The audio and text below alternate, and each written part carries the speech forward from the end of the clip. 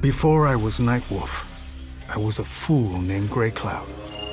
Born into poverty, I resented my ancestors for giving up our future to colonizers.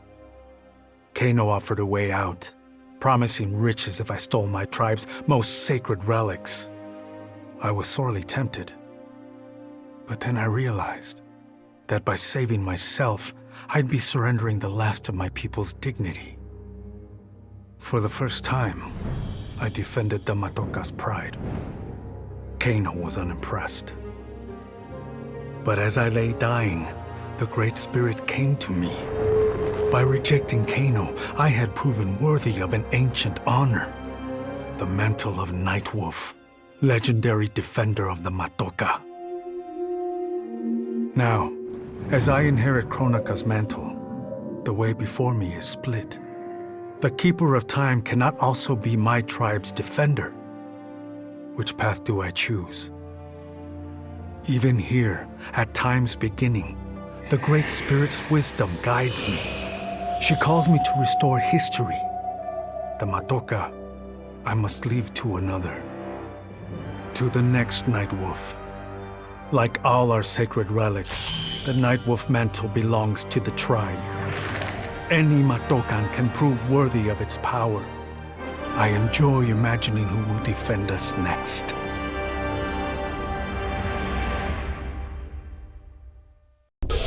Kronika's power overwhelmed me, such that I would have been driven mad had I not spent centuries mastering the dark powers beyond the grasp of ordinary mortals. Now, I am the master of time and fate. But Kronika's fall proves that even titans can be defeated. Though my new power lets me roam infinite timelines and feast upon the souls of billions, I am vulnerable. To survive, I must return to the shadows, avoid confrontation, and work my will through the hands of others. More specifically, through the hands of my fellow Titans. These monstrous beings are plied easily by appealing to their greed, vanity, and fear. Through them, every soul in eternity bends to my influence. In my new era, morality will be exposed as the illusion it is. The cunning will prosper, while the good suffer. This is the word of Shang Tsung. Have a nice day. In the beginning, Shao Kahn invaded Adinia, murdered my husband Jared, and forced me to be his bride. That's the story. But it's a lie. One I told, lest I lose the faith of my subjects, or of my daughter, Kitana. The truth, Jared was weak, destined to fail. By betraying him, I gained a better lover, and the ultimate weapon. A conqueror to unite all realms, and put them at my beck and call. Then, Kronika upended history, and I found myself confronting a future in which I had been dead for centuries. My so-called family had failed me in every way. Kitana broke my heart worst. Instead of uniting the realms, she sought to liberate them. As if the wasteland savages could ever be more than serfs. Ever the caring mother, I had to discipline my little princess. And after that, I had to discipline a titan. Now, I have defeated Kronika, outgrown Shao Kahn and Kitana. I have no more family, no more rivals, no more gods. I sit above them all, on a throne that unites all realms and all realities. Whoever you are, wherever you are, when you are before me, kneel. For I am Sindel, Empress of Time, and you exist only to serve me.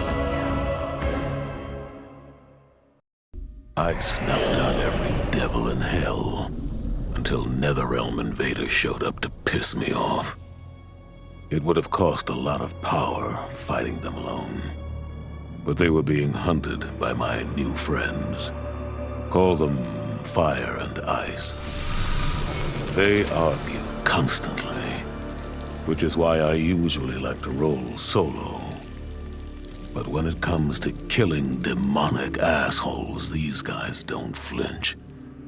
I can get along with that.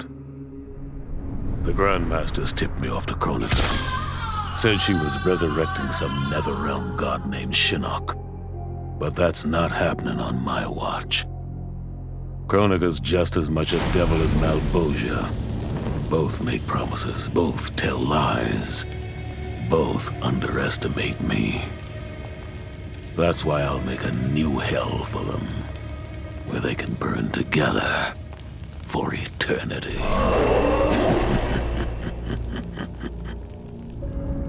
The NetherRealm's locked down, but there's still 8 hells left to purge. It's time to bring up the reserves. I made choices in my life that sealed my fate. I'm beyond redemption. But even the damned are capable of doing some good. So all you devils out there, making false promises and spewing lies, we're coming, and you don't have a chance in hell. It was an epic accident that brought the Terminator here, rather than to his own Earth's past. But it didn't take long for him to adapt. He figured that terminating Kronika and taking her hourglass gave him the best chance at achieving his mission objective: destroying humanity so that the machines prevail. Turns out the hourglass wasn't the ultimate weapon. No matter how many times the Terminator rebooted history, the war between humans and the machines always ended the same, with their mutual destruction. He realized this war was a losing game. The only way to win was not to play. So the Terminator used the hourglass to build a future where machines and humans don't fight. They cooperate. The Terminator knew that to preserve this future, no one else could learn about the hourglass. The information stored in his machine mind was dangerous. It had to be eliminated. That's why the Terminator threw himself into the infinite depths of the Sea of Blood. No one would ever find him, or unlock the hourglass's secrets. If you could ask him about it, he'd tell you he made the only logical choice. But in my book, that machine's a hero.